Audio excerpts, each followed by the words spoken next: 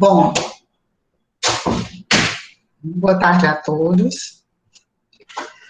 Meu nome é Eveline Girão, eu sou médica infectologista, faço parte da Comissão de Controle de Infecção Hospitalar do Hospital Cantillo, presidido pelo Dr. Jorge Luiz, e nós estamos aqui hoje, eu e a Ana Maria, para falar um pouco sobre as medidas de prevenção e os cuidados que os profissionais de saúde devem ter no manejo de pacientes com Covid-19. A gente vai falar um pouquinho sobre, inicialmente, dar uma noção geral da infecção por SARS-CoV e falar um pouco sobre as medidas gerais de prevenção. Bom, então, dando início aqui à parte epidemiológica, só uma noção geral de a quantas anda a Covid-19 no mundo. Esse é o site da Johns Hopkins University, né, americano, que atualiza online os casos de Covid no mundo. E eu acessei, todo mundo tem acesso, é só você colocar Johns Hopkins, casos de Covid, e aí você sabe, em tempo real, o número de casos no Brasil, no mundo. E, infelizmente, o que a gente tem hoje? Na verdade, eu entrei ontem, né, dia 4. 115 milhões de casos de Covid-19 confirmados no mundo, com 2.561.000 óbitos, pessoas, quase 3 milhões de pessoas já morreram, vítimas da Covid-19.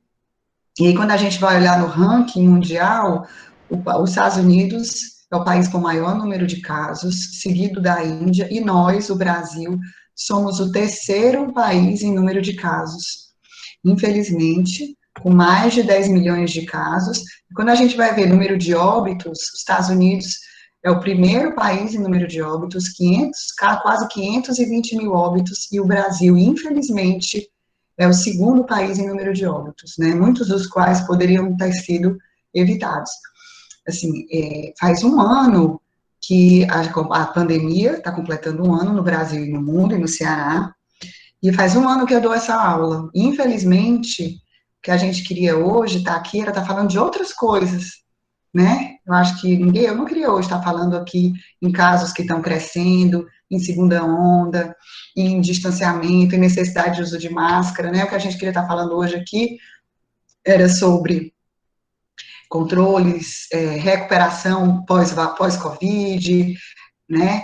Recuperação de pacientes, reabilitação, vacinas, melhoras, né? Boas experiências pós-pandemia, mas infelizmente o mundo, e especificamente o Brasil, né, motivado muito por fatores políticos, né, e econômicos, ideológicos, a gente continua muito atrasado e parece que não aprendemos muita coisa com nossos casos e a nossa primeira onda do ano passado.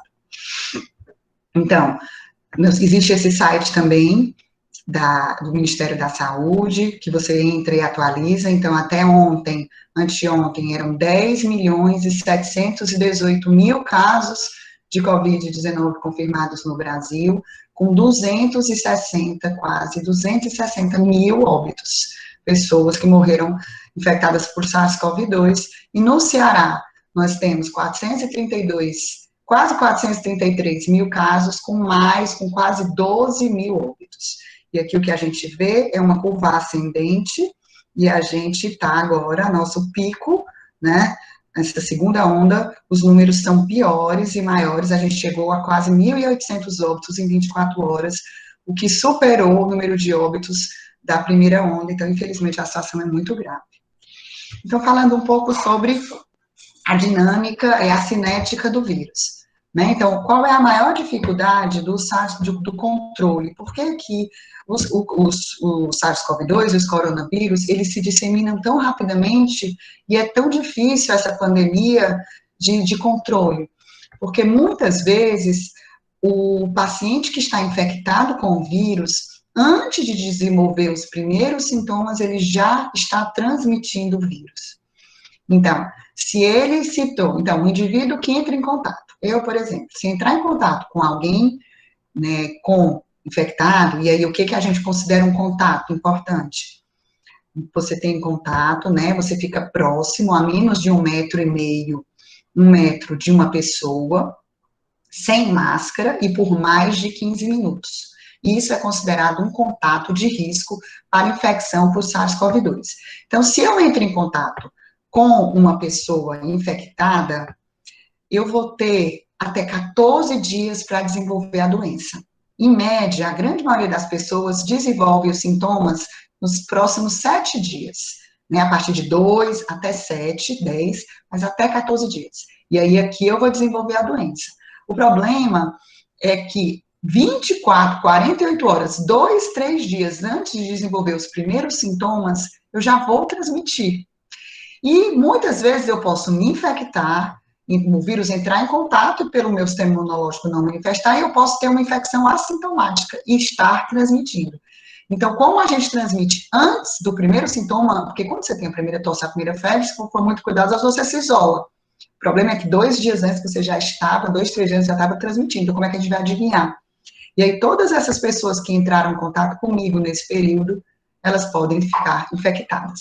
E aí, uma vez que eu desenvolvo o sintoma, comecei aqui a ter uma dor de garganta, uma tosse, uma febre, quanto tempo eu transmito? Então, geralmente, a gente transmite uma média de 7 a 10 dias, né? No entanto, eu posso transmitir e ficar com sintomas até em torno dos 20 dias. Então, esse é o período mais ou menos de 10, né, até 7, 10, no máximo 20 dias, principalmente nos casos graves, internados, ou nos pacientes imunossuprimidos, né? Então, esse gráfico aqui é um gráfico conhecido, que ele mostra mais ou menos a evolução dos sintomas e dos testes.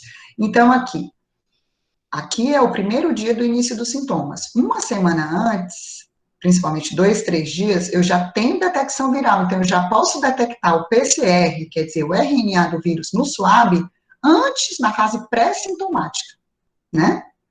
Aqui, essa listinha azul. Então, eu já posso coletar o suave assim que eu desenvolvo os sintomas, não há mais aquela indicação de esperar 3 dias para coletar o suave. Aquilo ali foi um trabalho inicial, mas que não se configurou.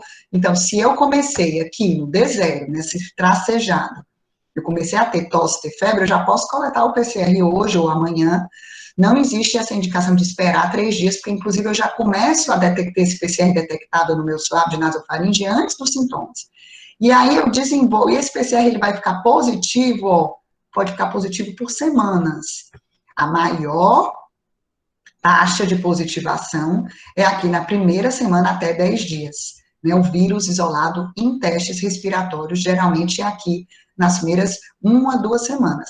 A me lembrar que o paciente, às vezes, ele fica com fragmento de RNA positivo por semanas, até chegando o quê? A 12 semanas, 3 meses.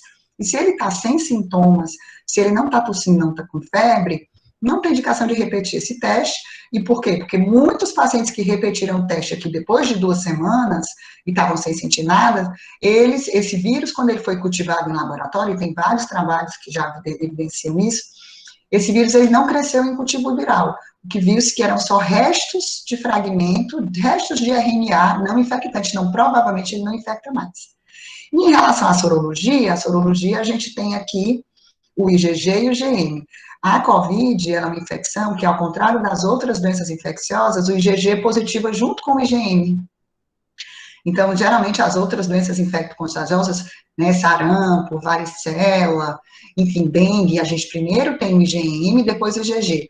Na COVID, pode positivo os dois, e aí o IgM cai e o IgG vai ficar por muito tempo, e não tem muito, e o IgM às vezes cruza, é falso positivo, o IgA também, e lembrar que às vezes a sorologia, se você tem infecção por outros coronavírus, ela pode cruzar e dar falso positivo. Eu coloquei aqui só esse quadro para mostrar, esse quadro foi tirado da última nota técnica do Ministério da Saúde, que foi publicada agora em 26 de fevereiro, que ele fala o seguinte, que qual é o melhor método, qual é o padrão ouro para o diagnóstico de infecção por SARS-CoV-2? É o RT-PCR, é a biologia molecular no suave de nasofaringe, né?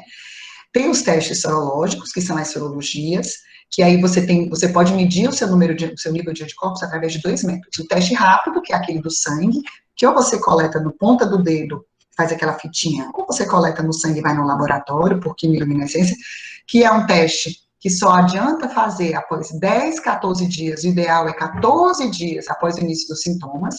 Aquele testezinho rápido do dedo, a gente viu que ele é um teste falho, que ele tem sensibilidade baixa e ele tem especificidade baixa, então negativo não exclui, e ele às vezes tem falso positivo. Você pode ter um teste positivo, depois você repete a sorologia por quimiluminescência, que é melhor, mais específica, mais sensível, é negativo, e ele pode cruzar com infecções por outro coronavírus. Lembrar que existem vários outros tipos de coronavírus, e que a gente tem contato com esses vírus na infância. Então, esse teste ele não é útil para diagnóstico, ele é um complemento, principalmente se você tem sintomas, mas não é um método de escolha. E lembrar agora que a gente tem bastante disponível na prática clínica, principalmente em farmácias, é o antígeno, que eu achei importante falar aqui, por quê? Porque muita gente vai à farmácia, faz um swab. Eu fiz o swab e eu fiz um PCR e foi negativo para coronavírus. Eu não tenho SARS-CoV. Lembrar o seguinte, que no swab de nasofaríngeo eu posso fazer a biologia molecular, detectar o RNA do vírus, que é o método de escolha, que é mais sensível, mesmo se a sensibilidade é em torno de 70%, 80%. Então, se for negativo, não exclui total. E eu posso detectar o antígeno, que é um pedacinho do vírus, é um fragmento da partícula viral, que tem uma sensibilidade menor que o PCR, que o RNA, então, em torno de 50, 60, então, se for negativo, não exclui, principalmente se o paciente for assintomático. Então, agora, se ele tiver muitos sintomas e tiver um antígeno positivo, muito provavelmente você tem SARS-CoV. Ele é menos sensível, mas ele é mais específico. Então, ele negativo não exclui, se você tem uma suspeita clínica, tem que fazer o PCR. No entanto, se a gente tem sintomas e tem dificuldade do PCR e o antígeno é positivo, ele é específico, provavelmente você tem Covid, sim. E outra coisa, só rapidamente, que as pessoas têm perguntado bastante, já que é uma aula de atualização, é sobre a sorologia pós-vacina. Né? Agora que, felizmente, muitos dos profissionais de saúde foram vacinados, estão sendo vacinados, existe todo esse questionamento, será que as novas variantes que já circulam no Ceará, a gente tem a variante de Manaus, tem as variantes da África do Sul, da Inglaterra, enfim, será que essas vacinas, elas protegem contra esse vírus mutante? Não se sabe muito bem que a maioria dos estudos com as vacinas, com a Coronavac, com a Oxford, são com os vírus selvagens. Muita gente fica angustiada, será que se eu me vacinei, eu estou protegido? Será que eu não preciso mais usar máscara? Então, muita gente quer fazer a sorologia após vacina. E aqui é um informe do laboratório DASA que fala o seguinte, que não existe uma recomendação da avaliação de resposta vacinal por testes sorológicos de rotina para saber sobre se você já teve contato, se você está imune, e também não há indicação de fazer esses testes para avaliar a eficácia clínica da vacina. Se você fez uma sorologia e seu IgG foi positivo, muito provavelmente você teve contato com o vírus. Mas não necessariamente significa que aquele anticorpo, ele é eficaz, ele é efetivo o suficiente para que, se você tiver contato com uma outra cepa diferente, variante, ele vai montar uma resposta imune eficaz e lhe proteger da doença. Para a gente ter certeza que a gente está protegido contra a vacina, ou então contra a doença, por exemplo, eu tive coronavírus, e depois de 2 meses eu vou fazer a minha sorologia para saber se eu estou protegido. Não, para saber se você realmente tem uma imunidade efetiva, se você está protegido, a gente tinha que fazer uma dosagem de anticorpos neutralizantes. E esses anticorpos neutralizantes, eles não são feitos na prática clínica, esse IgG, ele não me diz isso. Então, não, depois de tomar vacina, não tem indicação de ficar fazendo sorologia.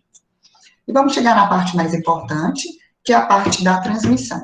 Então, como é que o SARS-CoV-2, assim como os outros SARS-coronavírus, eles são transmitidos?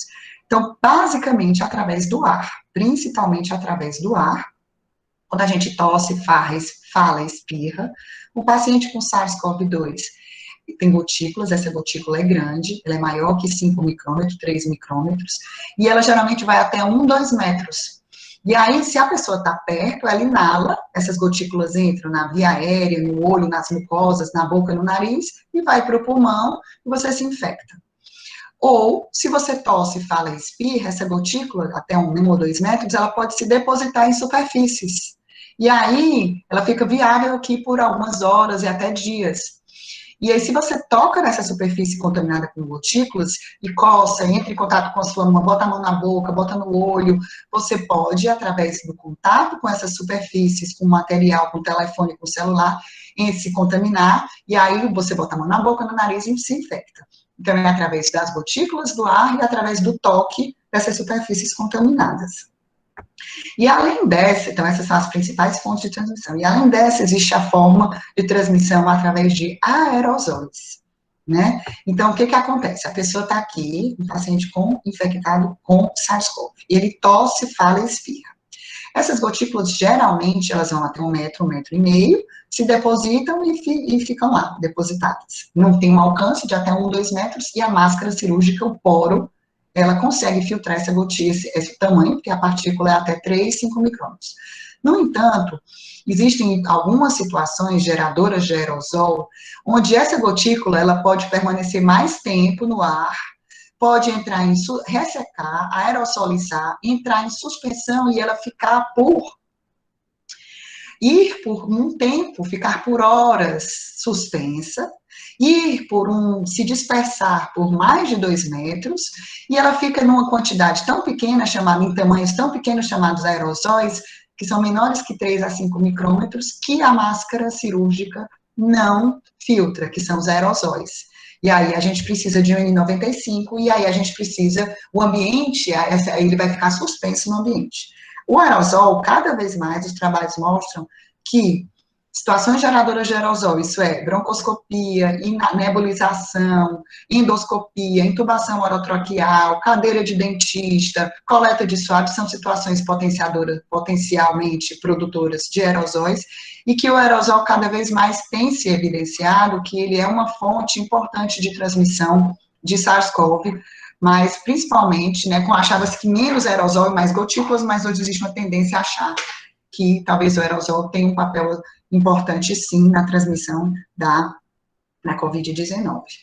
Então, ó, a gotícula, ela vai só até 1 metro, e o aerosol, ela fica, né, suspenso. E aí, para a gotícula, a máscara cirúrgica é suficiente, então, se você vai examinar um paciente, se você vai coletar uma história, coletar um exame, né, de uma pressão, geralmente está até 1 metro e meio, a máscara segura. Agora, se você está num ambiente onde tem aerosolização, onde pacientes estão entubados, estão fazendo aerosol, VNI, alto fluxo, onde eles estão sendo coletados suave, existe o risco daquele ambiente ter aerosolização, o vírus está ali, principalmente se for um ambiente fechado, sem circulação de ar, e aí, nesses casos, existe um risco maior do vírus estar suspenso no ar, e a gente precisa usar, tanto nessas situações geradoras de aerosol, como nesses ambientes, a máscara N95. Então, o recomendado hoje é que se você entra numa unidade COVID fechada, e aquela unidade está se fazendo procedimentos, intubação, pacientes na ventilação, pacientes em alto fluxo, pacientes com endoscopia,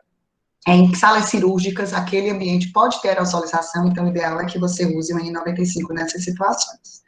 Aqui é um trabalho antigo que mostra que o SARS-CoV pode permanecer em superfícies inanimadas por 5, 4 dias, horas, né? E aqui a nossa recomendação de isolamento, né? Então, o coronavírus, o SARS-CoV-2, ele é um micro-organismo onde são necessárias os 3 tipos de precauções de isolamento. Isolamento de contato, por quê? Porque se eu vou manipular um paciente com SARS-CoV, ele tossiu, ele falou, ele espirrou, ele está com a mão cheia de secreção de vírus, né? A roupa dele está contaminada, o celular dele, a mão dele, então a gente tem que usar um avental. Toda vez que você for tocar num paciente com COVID, o isolamento também é pelo contato, então a gente tem que usar avental e luva. E como a transmissão é por gotículas, máscara cirúrgica. E o ideal é proteger sempre o olho e a boca, as mucosas. Então, um óculos ou um face shield, porque ele pode tossir, espirrar no seu rosto, e aí isso pode respingar e entrar na mucosa. E se você vai realizar uma coleta de suave, uma broncoscopia, uma aspiração, ou entrar num ambiente fechado, crítico, com aerosolização, aí a máscara é a N95. Onde internar esse paciente? Né? O ideal Como o SARS-CoV é produto, pode ser transmitido através de aerosol, assim como a tuberculose, a varicela, o sarampo, o ideal é que esse paciente ficasse num quarto com pressão negativa, filtro EPA, e com as trocas de ar, né, com anticâmara, bem direitinho. Esse é o ideal. Só que, infelizmente, essa é a expectativa e a nossa realidade são os hospitais de campanha no mundo todo. Infelizmente, com a pandemia, com a superlotação, nem na Inglaterra, nem nos Estados Unidos, nem na Suécia, em canto nenhum do mundo está se conseguindo colocar esses pacientes em locais de pressão negativa filtro EPA. Então, o que a gente tem feito é coorte, colocado pacientes todos juntos, em unidades separadas, para poder tentar diminuir a transmissão, né, para outros pacientes que não são infectados pelo SARS-CoV.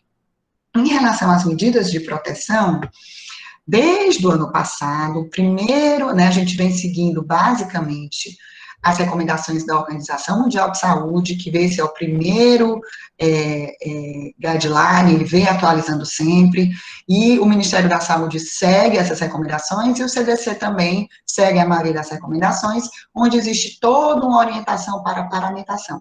Então, o profissional que entra em contato com o paciente, ele tem que usar máscara, gorro, avental e proteção ocular, ou óculos, ou face shield, né? E se ele vai entrar num ambiente crítico com geração de aerosol, a máscara N95, o avental, a luva, o face shield e o gorro.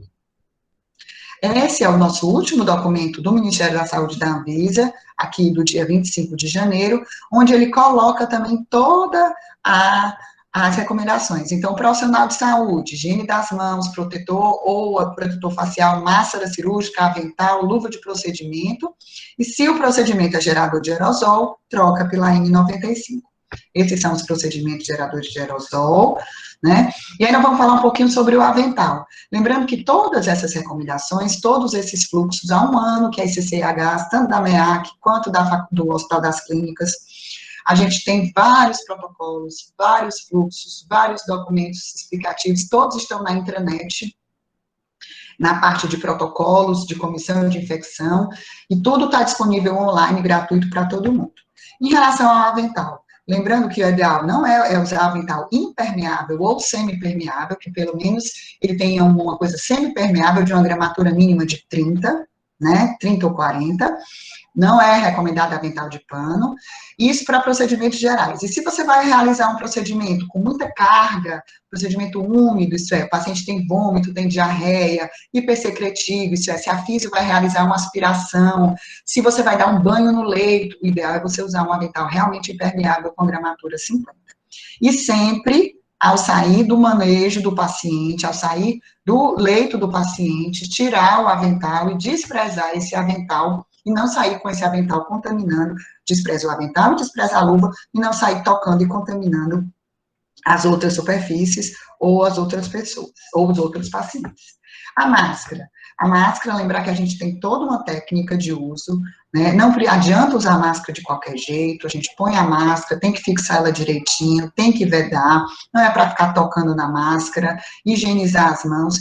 E o tempo, quanto tempo dura uma máscara cirúrgica? Não existe um tempo muito definido, 2, 4 horas, a OPAS, o MS recomenda que você pode ficar até 4 horas com a máscara, no entanto, se ela estiver suja, úmida, né, rasgada, não estiver vedando, a gente tem que trocar. Em relação à N95, existe toda uma técnica de colocação da N95 sem se contaminar. Ela tem que estar vedada bem. E qual é o tempo de uso? Quanto tempo é a validade da N95? Não existe, né? A N95 ela é válida enquanto ela estiver íntegra, seca, não estiver deformada, estiver vedando e o poro estiver direitinho. Então, não existe, eu vou usar uma N95, entubei o paciente e joguei a máscara N95 fora. Não existe essa recomendação, até porque nem tem máscara, nem tem insumo. Então, todos os hospitais e as CCHs padronizaram seu tempo de troca. Você pode trocar a cada 5, a cada 7, até a cada 15. E, no entanto, você tem que acondicionar essa máscara num saquinho, pode ser um saco de papel, um saco de plástico, não contaminar e deixar ela num ambiente limpo, né, ambiente ventilado, e reusar essa máscara enquanto ela estiver íntegra e efetiva. Uma coisa que é aqui importante é em relação à história de uso de 2 máscaras. né? Isso é uma coisa muito controversa. Até o mês passado, contraindicava-se total uso de duas máscaras. Não existe nenhuma evidência de que você precise usar duas máscaras, ó, inclusive esse documento da Anvisa, ele coloca, não se deve usar máscara cirúrgica sobreposta N95 ou equivalente, para não garantir proteção. Aí o CDC publicou um artigo que fala de uso de máscaras de pano em cima da máscara cirúrgica. Porque ele pegou, isso aí foi um estudo em manequins, é um estudo experimental, não é um estudo de vida real, não é um estudo com profissional de saúde e ambiente, é um estudo de laboratório, onde pegou um boneco, colocou uma máscara cirúrgica frouxa na lateral e espirrou SARS-CoV. Depois ele comparou com uma máscara cirúrgica com uma máscara de pano em cima que vedava mais, e aí ele viu que o paciente, que o boneco passava menos SARS-CoV. Então, e não tem um trabalho que mostre, esse trabalho comparou máscara cirúrgica versus máscara cirúrgica com a máscara de pano por cima. Não existe um trabalho com máscara N95 com a máscara cirúrgica por cima. Então, isso aí é uma coisa que está sendo questionada, na verdade, porque a gente precisa de uma máscara cirúrgica que preste, de qualidade, que vede direito, e o N95 que vede direito. Então, isso não foi adotado ainda pela OMS, nem pelo Ministério, e a recomendação para profissionais de saúde é o uso de uma máscara só, cirúrgica, e nas situações, um N95 que veja adequadamente, que não fique nenhum espaço. E em casa, nos ambientes ou nas áreas administrativas, uma máscara de pano única. Não existe ainda essa recomendação baseada nesse único trabalho experimental. Se aparecerem novas evidências, aí tudo bem, a gente vai mudar, mas por enquanto não. E lembrar, uma coisa muito importante, é que a máscara de pano, ela não é um equipamento de proteção individual. Então, ela não pode ser usada pelo profissional para manusear um paciente com suspeita de SARS-CoV, de COVID. A máscara de pano, ela é pré-usada na meio da rua, na área administrativa, no escritório, no elevador, e o principal benefício é conter a gotícula que se eu vou expelir. Então, se eu estou com a máscara, claro que se uma pessoa sem máscara eu estou com a de pano, protege um pouco. Mas se eu estou de máscara de pano e a outra pessoa está de máscara de pano, a principal função é evitar que as gotículas que estão saindo da boca dela saiam, atravessem a máscara de pano e um filtro discreto. Porque para a gente ter realmente filtração das máscaras cirúrgicas, o ideal é que a máscara tenha 3 camadas, seja feita confeccionada por aquele TNT, que é um tecido impermeável, o que a máscara de pano não é. Então, entrou no ambiente de atendimento ao paciente, enfermaria, ambulatório, consultório, ambulância, tem que usar uma máscara cirúrgica ou N95. A máscara de pano não é um equipamento de proteção individual. E em relação às luvas, não existe nenhum trabalho que recomende o uso de 2 luvas. A gente viu, principalmente no começo da pandemia, o ano passado, muita gente usando 2 luvas, e aí trocava a luva de cima e ficava higienizando a luva, transformando uma luva em segunda pele, né? Na verdade, segunda pele que eu conheço são essas blusas de frio que a gente usa quando a gente viaja, né, para o sul, para a Europa. Na verdade, não existe essa coisa de você, a gente usa uma luva, retira e higieniza as mãos. Então, sempre que eu examinar um paciente com suspeita ou com coronavírus, eu estou de luva, de avental, quando acabar eu tiro a luva, tiro o avental, higienizo as mãos. Se eu for para outro paciente, eu coloco outra luva. Nunca usar 2 luvas. E aqui a OMS e a OPAS falam, macacões, luvas duplas, capuz que cobre o pescoço e a cabeça, aquele do ebola, né? Não são necessários para o atendimento de paciente com Covid-19. E aí, só para terminar, eu vou falar um pouquinho sobre a mudança, que às vezes as pessoas se confundem um pouco, que é sobre os critérios de retirada do isolamento, que as pessoas, no começo, a gente usava muito 14 dias, né, o paciente com Covid em casa ou com Covid internado, ele ficava 14 dias no isolamento. Só que hoje em dia, com o avançar dos trabalhos, a publicação, o avançar da ciência, com as novas evidências que saem diariamente, os estudos mostraram o seguinte, que o paciente infectado com a Covid, o infectado com SARS-CoV, ele transmite, ele elimina o vírus até no máximo 10 dias, se for uma doença leve. Né? Então, e que depois de 10 dias, a maioria desses pacientes não transmite mais, e mesmo aqueles que ficam, e muitos estudos ficam colhendo diariamente o PCR dos pacientes, e mostrou que depois de 10 dias, mesmo aqueles pacientes com PCR positivo, esse vírus, ele não foi viável, não cresceu em cultivo celular, então não era um vírus transmissor. né? Um vírus é o vírus vivo ainda que poderia causar infecção em outra pessoa. Então, por isso, essa nova recomendação, que não é só da Anvisa, é da OMS, do CDC também, se vocês entrarem no site da OMS e entrarem no site do CDC, ele vai dizer o seguinte, que não existe essa indicação de ficar colhendo PCR para retirar paciente do isolamento, nem do isolamento em casa, nem do isolamento do hospital. Então, muitas vezes a gente liga, os pacientes ligam e falam, eu estou com coronavírus, eu fiz o meu PCR, deu positivo. Eu estou com 10 dias, eu quero voltar para o trabalho, eu colho outro PCR? Não, não existe indicação. Se você está 10 dias no início dos sintomas, se você já está mais de 24 horas sem febre, e se você está sem tosse, só com aquela tosse irritativa, bem, você não transmite mais e volta para trabalhar, ou se é um paciente numa enfermaria, sai do isolamento e vai para a vida normal, vai para outra enfermaria. Porque, ó, ele fala aqui, as pessoas recuperadas, então, os dados disponíveis indicam que pessoas com Covid leve a moderada podem transmitir o vírus não mais que 10 dias. E pessoas com doença grave, o que é uma doença grave? Quem tem hipoxemia, quem tem acometimento do pulmão, quem precisa de oxigênio.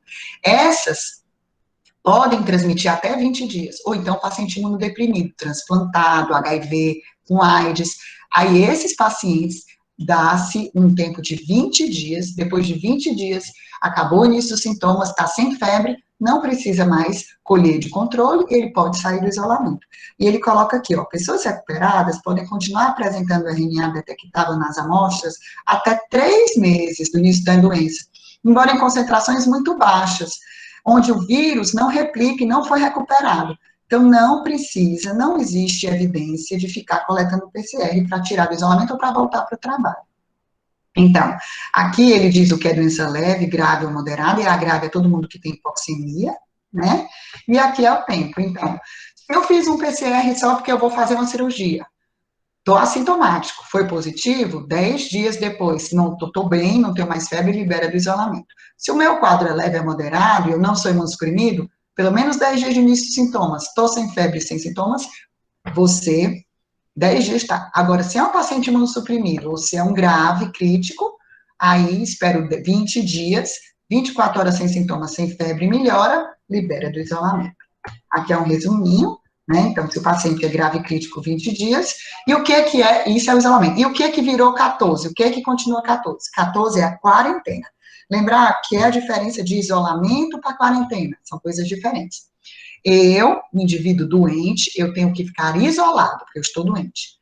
E as pessoas que moram comigo na mesma casa, o meu marido que dormiu comigo na minha cama, que ficou comigo mais do que 15 minutos sem máscara por até 1 metro. Esse paciente é um contactante. Ele teve contato comigo. Essa pessoa, ela tem que ficar em quarentena. Ela também tem que ficar em casa, isolada, de todos, e aí essa quarentena vai durar 14 dias. Por quê? Porque a quarentena é o tempo de incubação da doença. Ele vai ter até 14 dias para desenvolver os sintomas. Então, o paciente doente fica isolado por 10 ou 20 dias. E o paciente contactante, que pode estar ali na expectativa de ter a qualquer hora desenvolver a doença, ele fica em quarentena 14 dias e ele volta para trabalhar ou ele sai do isolamento 14 dias.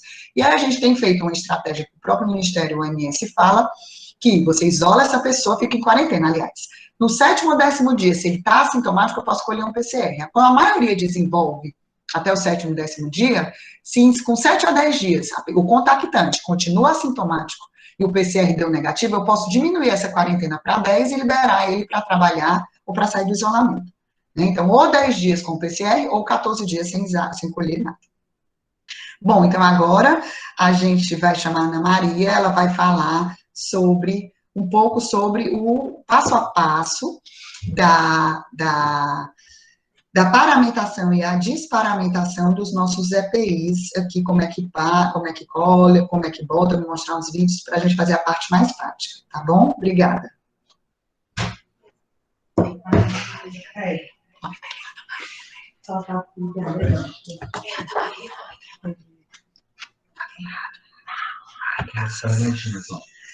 Passa.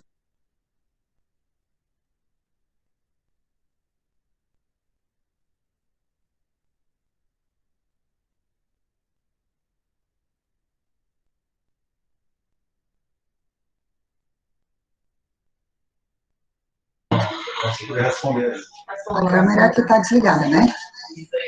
Bom, tem duas perguntas aqui, pessoal. Primeiro, é se o teste com o antígeno, quando dá positivo, dá mais certeza do diagnóstico. Se você tem sintomas e se você faz o teste e o antígeno é positivo, muito provavelmente você está com Covid, sim. A especificidade é alta, ele não costuma cruzar com outra doença. Agora, se você tem sintomas e o teste de antígeno dá negativo, como a sensibilidade é melhor, aí não dá para excluir. Então, o valor preditivo positivo é alto, agora o valor preditivo negativo não é alto. Então, aí você tem que fazer um PCR. Então, assim, se você tem sintomas e é positivo, dá para fechar como Covid. Agora, se você tem sintomas e ele é negativo, não dá para excluir. Você tem que fazer um teste mais sensível. E é verdade que usando duas máscaras de proteção em redobrada, não, a gente não sabe ainda, isso que eu falei agora, não está comprovado isso para ambiente hospitalar, não foram feitos testes na vida real, com manejo de pacientes de profissionais examinando pacientes. Existe um estudo que foi um modelo de bonecos experimental, que comparou máscara cirúrgica versus máscara cirúrgica e máscara de pano em cima, e naquele experimento protegeu mais, mas não existe uma comprovação de que, na prática, eu vou ter que usar duas máscaras, né? Por enquanto, é uma máscara cirúrgica só ou uma N95. Acho que agora a gente pode passar para outra parte. Obrigada.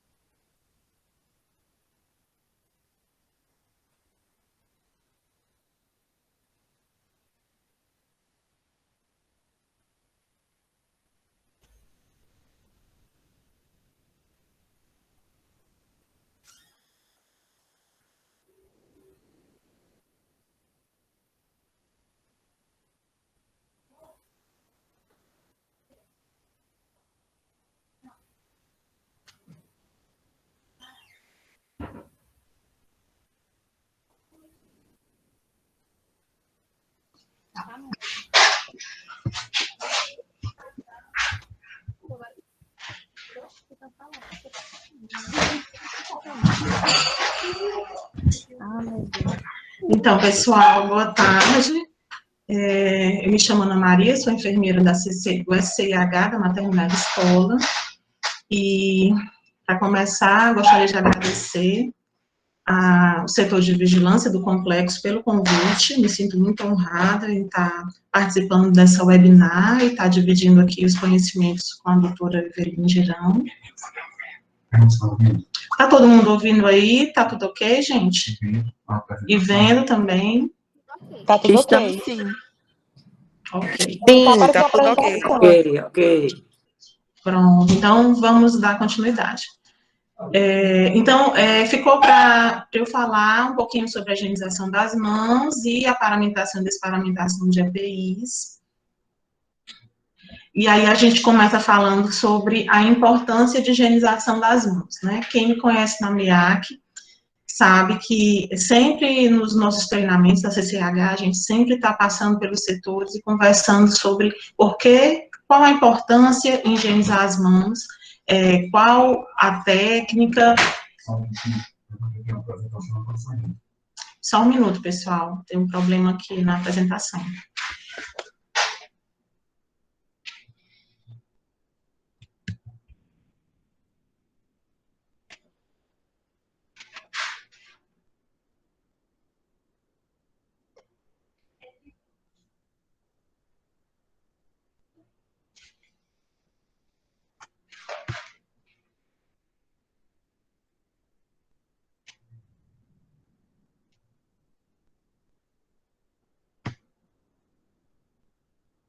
Ok.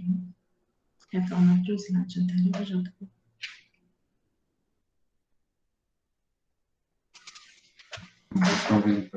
Pessoal, vocês estão vendo? Estamos. Ok, pronto. Então, vamos lá, continuar, né? Então, a importância da higienização das mãos, né? Desde criança, eu sempre falo nos treinamentos que desde criança a gente aprende por que higienizar a mão, quais os momentos que a gente precisa higienizar as mãos, né? E a gente vai sempre crescendo e vendo essa importância. Em um ambiente hospitalar, isso é super importante, porque a gente sabe que o ato de higienizar a mão é a ação mais básica, né, mais essencial que nós temos para evitar as infecções hospitalares, as infecções relacionadas à ciência e saúde, mas também é uma ação muito importante na questão atual, que é a questão da prevenção ao novo coronavírus, né? Então, é importantíssimo, faz parte do nosso escopo, sempre tá falando sobre o porquê, a importância, a sensibilização à causa, que eu acho mais importante, né, porque as pessoas, os profissionais sabem, com certeza, da importância, mas muitas vezes, pela demanda de trabalho, pela rotina pesada do serviço, esquecem de executar a técnica, o passo a passo, que a gente sabe que tem um passo a passo, a realização dessas técnicas é de extrema importância, porque se a gente pula uma etapa dessa técnica, a gente compromete a ação. E aí, quando eu preciso higienizar as mãos, eu não posso também deixar de falar sobre os 5 momentos fundamentais onde eu preciso higienizar as mãos, tá? Então, esse é o quadro da Anvisa, da OMS, que fala sobre os momentos. Eu acho que travou a apresentação. Passando, é porque acho que não está maximizando. Pede ela um pouco, você acha que deu problema na conexão. Vamos ver aqui. Só um minuto, pessoal. Deve ser a conexão. Eu acho que está dando conta aqui também, realmente está travado, e ela já está lá na frente. Talvez pediu para apresentar só uma tela, não? Ah, agora foi, agora mudou. Só não está em tela cheia. Só um minutinho. Vou parar aqui.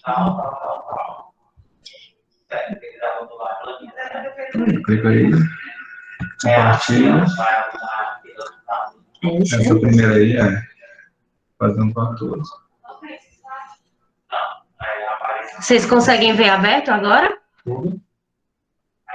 Conseguimos. Presta passar um slide, tá vendo? Então, vamos só testar aqui, pessoal. Esse é o segundo slide, porque higienizar as mãos, e agora a gente está nesse aí, quando higienizar as mãos. Passou sim, tudo ok. Tá bom, valeu. Então, esse quadrozinho dos 5 momentos de higienização das mãos, todo mundo conhece, né? Fala sobre as 5 situações onde a gente precisa necessariamente higienizar as mãos. Então, 5 momentos. Primeiro momento, antes do contato com o paciente. Segundo momento, antes da realização de procedimentos assépticos. Terceiro momento, após risco de exposição a fluidos. Quarto momento, após contato com o paciente, e o quinto momento, após contato com as áreas próximas ao paciente, né? A gente percebe aí que são 5 setas, dessas setas, 2 delas, a etapa 1 e a etapa 2, estão voltadas para o paciente, significa que quando eu higienizo a mão, eu não vou levar a infecção, os micro-organismos patógenos para o paciente, e as outras 3 setas, etapa 3, 4 e 5, estão apontadas para fora do paciente, significa que quando eu higienizo as mãos, eu evito levar esses micro-organismos para mim e para os outros pacientes e para o ambiente onde eu estou, tá certo? Então, esse é um quadro fundamental, onde a gente precisa, nós profissionais de saúde precisamos ter em mente, tá? Esse quadrozinho virado do lado é o da ANEEL, mas é a mesma teoria, tá bom? Só porque a gente colocou como forma de contemplar a ANEEL. A higienização simples, falando um pouquinho, aprofundando um pouquinho sobre a técnica. Higienização simples é aquela higienização onde a gente faz no nosso ambiente, em casa, na rua, no hospital também, que leva os insumos. A pia específica para a higienização das mãos, o sabonete líquido e o papel toalha, tá? Aqui a gente colocou um vídeo para que a nossa fala fosse um pouco mais lúdica, mais atrativa, a gente colocou um vídeo para fazer a demonstração da higienização das mãos seguindo a técnica, tá bom? Então, a gente vai rodar aqui.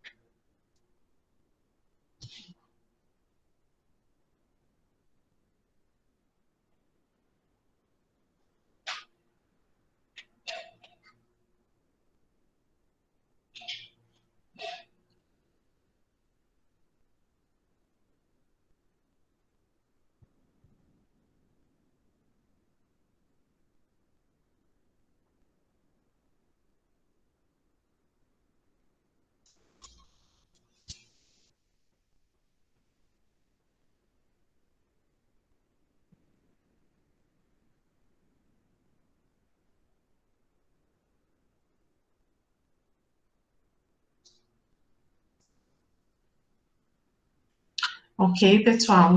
Então, só fazendo uma breve recapitulação, como a gente faz, qual é o passo a passo da higienização das mãos com água e sabonete? Primeiro molhamos as mãos, aplicamos na palma da mão uma quantidade suficiente de sabonete líquido, e aí depois a gente vai fazer o passo a passo, né?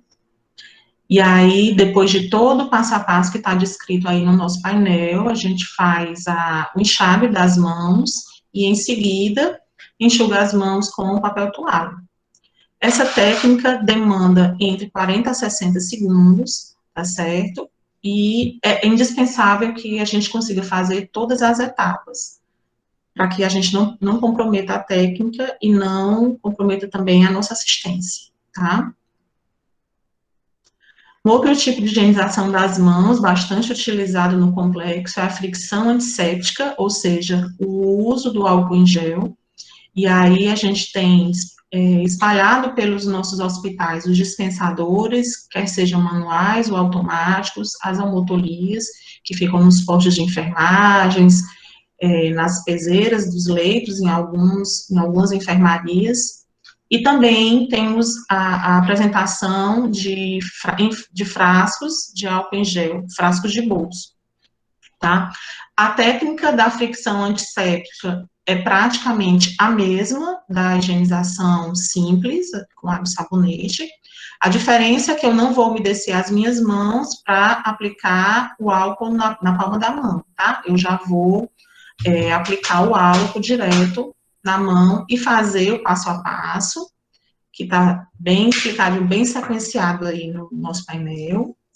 E, ao final do passo a passo, eu não vou para a pia para tirar essa camada de álcool, eu vou deixar as minhas mãos secarem ao ar ambiente, tá? Então, quando eu utilizo o álcool em gel, eu estou diminuindo o tempo da técnica em relação à higienização simples. Se lá na higienização simples eu gastei de 40 a 60 segundos, quando eu utilizo o álcool em gel, eu vou utilizar de 20 a 30 segundos, ok? Então, essa diminuição aí do tempo que eu vou desperdiçar, vamos dizer assim, né, que eu vou utilizar para higienizar a mão, ela é muito importante, visto a rotina pesada, né, as milhares de obrigações que a gente tem dentro do plantão. Então, a gente faz a orientação de que o profissional use, sim, o álcool, use bastante, tá certo? E uma observação importante a dizer é que o álcool, ele só não pode ser utilizado quando as nossas mãos estiverem visivelmente sujas, né? Sujas de qualquer coisa, sujas de alimento, de pó, de luva, de qualquer resíduo visível. Se acontecer, realmente a gente tem que ir para a pia. Mas, se não, a gente pode estar utilizando o álcool, tá bom, gente? E aí, entrando um pouquinho na paramentação e desparamentação de APIs, a gente também colocou 2 vídeos, a gente utiliza lá na maternidade esses vídeos para fazer essa simulação, tá bom? Vou começar a rodar aqui.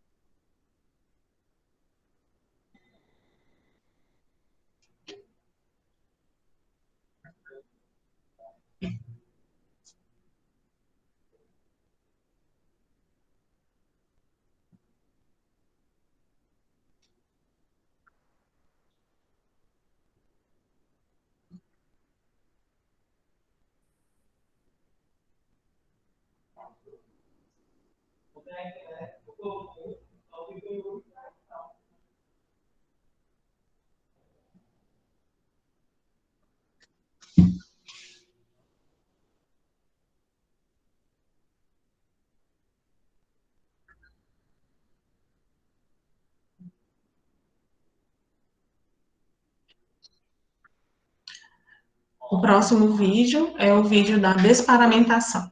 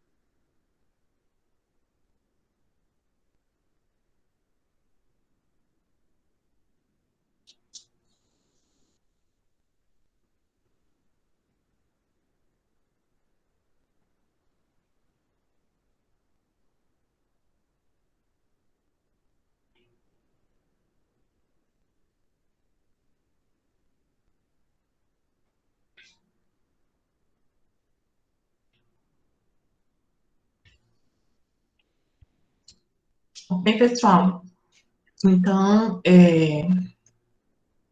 passando adiante, a gente tem lá na internet, como a doutora Eveline falou, na internet, tanto na página da MEAI quanto do HU, os painéis falando sobre a questão da paramentação e desparamentação, né? E também divididos por procedimentos, no caso, esse slide fala, esses painéis falam da paramentação em enfermarias de isolamento, em procedimentos que não gerem aerosol, no caso, né, tem aí os exemplos, exame físico, anamnese, aferição de sinais vitais, então, é feito todo o passo a passo, tanto antes de entrar na enfermaria, né, você higieniza a mão, veste o avental hidrorrepelente, coloca a máscara cirúrgica, coloca o óculos de proteção, o gorro, higieniza as mãos, entra na enfermaria, higieniza a mão e coloca o par de luvas, né, dependendo do procedimento, pode ser luva de procedimento ou cirúrgica. E a desparamentação também, passo a passo, bem explicado, retira o avental e as luvas concomitante, mas também você pode tirar as luvas e em seguida o avental, não tem problema, não tá errado, tá certo, pessoal? Higieniza as mãos, retira o gorro pela parte de trás, porque teoricamente é a parte menos contaminada do EPI, higieniza as mãos novamente, retira o óculos também pela parte de trás, higieniza a mão, sai da enfermaria, higieniza a mão e retira a máscara pela parte de trás, higieniza a mão novamente, tá? A gente sabe que esse processo da desparamentação é o momento onde o profissional corre mais o risco de se contaminar.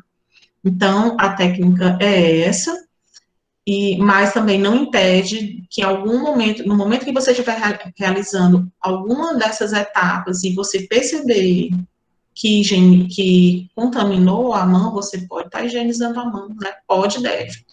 Tá ok, gente? Essa técnica é mais para você ter uma sequência e ficar mais fácil.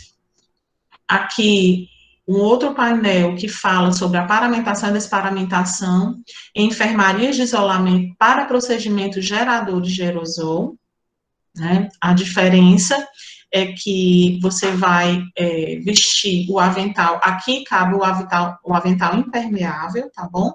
Porque esses procedimentos são geradores de aerosóis, né? No caso, como exemplo, intubação, aspiração, broncoscopia, tá? Então, você vai colocar o avental impermeável, você vai colocar a N95 ou PFF2, tá bom?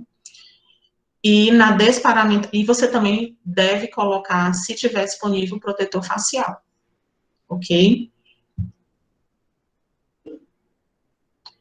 Aqui, os painéis de paramentação e desparamentação nos leitos de isolamento. E aí, então, tem descrito passo a passo o que você deve fazer na antessala, né? No caso da paramentação, higieniza a mão, veste o avental. No caso de fazer procedimentos que não gerem aerosol, o avental é o hidrorrepelente. Máscara cirúrgica, por quê? Porque não vou realizar procedimento que gera aerosol, tá? Óculos e gorro, ou gorro e o face shield, tá bom? Higieniza a mão, entra na sala do isolamento, no local onde o paciente está, higieniza a mão e calça as luvas. E a desparamentação, lá onde o paciente está, no isolamento, retiro avental e luvas concomitante em bloco, ou eu posso tirar as luvas e depois o avental, higienizo as mãos, vou para a antessala e faço todo o processo. Higienizo as mãos, retiro o gorro, higienizo as mãos, retiro o óculos, higienizo as mãos e retiro a máscara, e higienizo as mãos, tá? Vocês podem perceber que todo o passo a passo, principalmente na desparamentação, a gente está sempre higienizando a mão após a retirada de cada EPI. Isso para minimizar a contaminação, ok? E o último painel fala da paramentação nos leitos de isolamento para procedimentos que gerem aerosóis, tá bom? Mais uma vez repetindo, todos esses painéis vão ficar gravados aqui, mas também estão disponíveis nas pastas COVID-19 na internet da MEAC e do HU, ok? Aqui a doutora Eveline falou, né, sobre a nossa, a última nota técnica da Anvisa, que faz algumas atualizações, e também grifa a questão da educação e do monitoramento dos profissionais. Ele acrescenta que as capacitações têm que ser feitas em serviços de forma continuada. Atualmente, a gente tem disponibilizado muitas essas ferramentas online, né, porque nesse momento a presença não é possível, né, e em seguida também a divulgação efetiva dos protocolos, POPs, fluxos e rotinas dos serviços. E a utilização racional do EPI, tá certo, pessoal? Se a gente usar de maneira racional, não vai faltar. Então, é por isso que existe a educação, é por isso que a gente está treinando através das ferramentas online, através dos momentos antes, né, os momentos presenciais, para que a gente utilize de forma racional o EPI. E aqui as recomendações, na aula da doutora Eveline também tinha as recomendações das máscaras, o uso da máscara cirúrgica em situações não geradoras de aerosol, tempo de troca a cada 4 horas, ou, antes disso, se estiver danificada, úmida, rasgada, e a N95, a cada 7 dias na UTI COVID e a cada 15 dias na enfermaria COVID, ok? Claro que se estiver danificada, vai ser trocada de imediato. As recomendações para o uso dos aventais: o avental descartável, gramatura mínima é de 30, tá? E o profissional vai poder utilizar esse avental em situações de contato, situações onde não gerem procedimentos invasivos. O uso do avental impermeável, a gramatura mínima é de 50 e é utilizado quando o profissional for fazer algum procedimento que gere fluidos ou material orgânico, tá? E uma terceira observação, os aventais devem ser descartados como resíduos infectantes. E as luvas, né? A recomendação é que a gente higienize a mão da forma correta e o uso das luvas, sim, mas o uso de 2 luvas não é recomendado, como também falou a doutora Evelina. Gente, terminando a minha apresentação, coloquei só essa mensagem, né? Por vezes sentimos aquilo que fazemos não é senão uma gota de água no mar, mas o mar seria menor se lhe faltasse uma gota. E até completo. Cada gota dessa é muito importante dentro do nosso processo. Muito obrigada.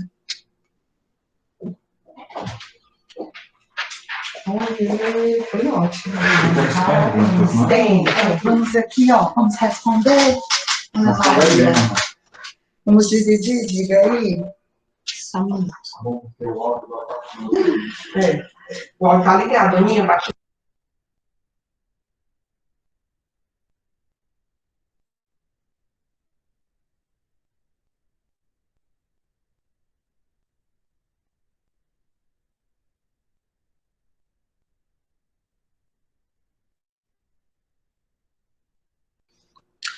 Então, pessoal, as perguntas do chat. Primeira pergunta: se higienizar com água e sabão, ainda precisa utilizar o álcool em gel? Não, gente. A gente pode higienizar ou água e sabão ou álcool em gel, tá bom? Ou qualquer um dos 2 procedimentos já é suficiente. Sim, tá? Um dos 2, você fazendo na técnica correta, já tá 100%. Segunda pergunta aqui, doutora Eveline, o álcool líquido também tem a mesma eficácia do álcool em gel? Sim, gente, o álcool líquido a 70% tem a mesma eficácia do álcool em gel, 70%, tá? A diferença é que o álcool em gel, ele é mais indicado para as mãos mesmo, ele tem um componente emoliente que faz com que não resseque tanto, né? Exatamente, mesma coisa. Terceira pergunta, como higienizar a N95 no caso de usá-la mais de uma vez? Não higieniza, Olha, não né? higieniza. O ideal é que você nem toque, na verdade, assim. Não tem como higienizar N95 nem máscara. Aquela máscara ali do lado externo, ela tá, teoricamente, pode estar com aerosol e com gotícula. Então, você retira os elásticos, tenta pegar assim na ponta, né? Guarda, e não é para higienizar, porque não tem como higienizar. Exatamente. Né? E depois lava a sua mão e deixa num saquinho plástico ou de papel, mas na verdade não tem que limpar com água, não, nem com nada, né? Isso. Eu até complemento, doutora, assim, se você viu a necessidade de higienizar a sua N95, é porque ela está suja. E se ela estiver suja, entra naquela exceção, né, de se descartar, no caso de alguma danificação na máscara, tá bom? Só lembrando que se você vai usar, a gente orienta a usar em 95 junto com o protetor facial, com face shield, justamente para evitar que ela fique suja mais rápido, vamos dizer assim. Mas se você perceber, não vai higienizar não, vai descartar, tá bom? Quarta pergunta, vamos lá. Pode usar o álcool em gel mais de 5 vezes sem intercalar com a lavagem simples? Eu acho que quem perguntou isso é lá da MEAC, eu acho. Porque, muito bem, eu sempre digo, a gente não pode utilizar, a gente não pode fazer seguidas vezes, porque vai formando aquele biofilme e ali é considerado um resíduo, né? E a gente comentou que a higienização com o álcool a gente só pode fazer se a mão estiver visivelmente limpa, não é isso? Então, é recomendado até 5 vezes ou até menos, tá bom? No momento em que você perceber que a tua mão tá oleosa, suja, né, com aquele resíduo, porque você botou mais, ou você tem que ir para a pia para higienizar lá com água e sabonete, tá bom? Aí depois, sim, você pode voltar a utilizar o álcool, até chegar a essa situação novamente. Tem outras aqui, então. Posso usar o mesmo avental para todos os pacientes que estão no mesmo quarto? Assim, o ideal é retirar, trocar o avental entre um doente e outro, né? Você examina o paciente, retira o avental e a luva e troca tudo. No entanto, pelo menos agora acho que a gente não chegou ainda nesse nível, mas na primeira onda, no começo, onde a gente teve realmente uma escassez e uma falta de aventais, não só no Ceará, não só no Brasil, mas no mundo todo, e como os pacientes daquela unidade são todos COVID, né, era como se você botasse um coorte, né? Se eu estou manipulando 2 pacientes, ou 3 ou 4, que são comprovadamente COVID, então, teoricamente, eu poderia usar o mesmo avental, e ir para um, depois ir para outro, porque, teoricamente, os 3 ou os 4 têm comprovadamente aquela mesma infecção por SARS-CoV. Qual é o problema? É que muitas vezes o doente da UTI crítica, ele pode ter multi-R, ele pode não ter um pseudomonas ou ter um acinento. E aí a gente viu na primeira onda um aumento das infecções hospitalares com bactéria multiresistente.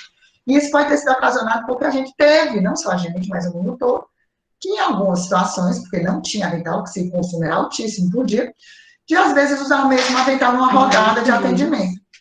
Então, se você perguntasse, o ideal é trocar o avental assim que sai do leito, tirar tudo. Mas a gente tem que ver com cada unidade, a disponibilidade, e ver o que está padronizado. Aqui, a orientação é de usar o mesmo avental ou não? Da mesma forma que você falou, doutora. Preferencialmente não, né? Mas se você for fazer, se você está prestando assistência a somente aquele paciente que tem COVID, né? E você entrar no leito de isolamento para, sei lá, mexer na bomba, você pode utilizar assim, né? Ok. Próxima pergunta. O respirador PFF2 com as tiras que ficam nas orelhas é adequado para a proteção contra os aerosóis, né? Aquele que é o que está sendo usado no Hospital São José. Aliás, toda a Secretaria de Saúde do Estado. Por quê? Porque a centralização, né? A central de distribuição, CD, é que manda para os hospitais do Estado, todos, o material, muitos materiais, inclusive em 95. E atualmente, no Hospital São José, eu trabalho lá na CCH, a gente tem uma máscara em 95, o PFF2, que o filtro veio como PFF2, apesar que não tem registro na Anvisa, mas ainda continua aquela lei que você pode, em pandemia, dispensar o registro, sim, né? Sim, continua Essas sim. meninas devem queimar, sabe? Qual é o problema? A máscara, ou como é que chama? A liga, né? É aqui. Qual é o problema da liga ser aqui? Que não veda. Isso. Então, assim, se você coloca aqui, aquilo ali, o meu roxo é diferente do Ana Maria, tudo, que ela fica frouxa e não veda, então não é o ideal, não é o adequado. Então, o que você pode fazer? A gente está tentando trocar, mas não tem, enfim, colocar, tem alguns tipos de máscaras que vêm com o ganchinho, mas a gente checou. Essa, especificamente, chegou do São José, eu abri a caixa, abri o saco e não tem o ganchinho para colocar. Aqui, a daqui do Hospital das Clínicas, que ela prende na orelha, ela vem com uma borboletinha, um ganchinho, que você coloca aqui e prende. E aí, se você prende aqui, é a mesma coisa de fazer. Então, se você prendeu e ela tá bem vedadinha aqui, bem vedadinha aqui, tá ótimo. Então, o que a gente tem feito no São José que não tem essa borboleta? Tem aquelas, faz uma adaptação, ou amarra, ou bota, o pessoal tem feito, sabe o quê? Um gorro, ou então bota alguma coisa, mas contanto com o clipe que você bote aqui, mas realmente não é o ideal, não é o ideal porque fica frouxo, né? Isso. Próxima pergunta. Protetor de pescoço faria diferença? Procedimento gerador de aerosol? Não. Olha, o face shield, ele ajustado, né, para você ficar mais ou menos aqui, abaixo do queixo, então já vai proteger teu nariz, tua boca, né, então não vi literatura que indicasse, doutora. Não, também não. Porque, assim, a pele íntegra, se você entrar em contato com a pele íntegra, teoricamente, não, né, o problema do rosto é a mucosa e o olho, né? E aqui no pescoço não vai cair muita coisa, então não tem, né? Tanto é que naquele documento da OMS, ele fala que não é necessário aquele macacão ebola, né, que fecha tudo. Não tem uma indicação de ter preta pelo pescoço, nunca li também não. Vamos ver, acho que é a última, né? No caso de reutilização do respirador particulado, qual seria a técnica? Sabemos que ao guardar em 95, devemos deixar as alças fora do envelope, para que tais não se contaminem. Mas ao usar novamente é necessário fazer o teste de vedação, e assim iremos contaminar nossas mãos. Qual seria a técnica? A técnica é a da higienização mesmo da mão, certo? Acho que eu estou entendendo dessa forma. A técnica é a da higienização com álcool, tá certo? Essa que a gente mostrou na minha apresentação e que tem nos painéis, tá? Tem todo o passo a passo. Pronto. Bom, pessoal, infelizmente, pelo avançar da hora, já são 16h20, a gente vai encerrar. No entanto, quem tiver mais dúvidas, vocês sabem que a CCH, tanto da MEAC quanto do Hospital das Clínicas, ela está de portas abertas. Sim, todo dia, toda hora chega alguém para tirar dúvidas, para telefonizar. A gente está à disposição. Queria agradecer a Ana Maria, foi ótimo. Eu agradeço, doutora. Agradecer o pessoal aqui da ResMed, a Resmut Resmed, a todo mundo que participou. Foi uma audiência muito legal. Tamires. Obrigada aí, o pessoal aqui do Ensino e Pesquisa, a Giovânia, enfermeira da CCH Top, que está aqui dando todo o suporte, e a vocês, e dizer que a gente está aqui à disposição, a CCH tirar dúvidas, e o que for preciso, tá bom? Então, gente, eu também faço minhas as palavras da doutora Eveline, quero agradecer demais a ela, aprendi muito, foi muito bom. Agradecer a todas as pessoas que deram suporte aqui. O João Paulo, nosso anjo da CCH da MEAC. E é isso, nós estamos lá também, com a doutora Nessi, doutor Marcos, Alba, Adriana, eu, que a Aline está de licença, mas já está voltando. Um beijo para todo mundo, obrigada.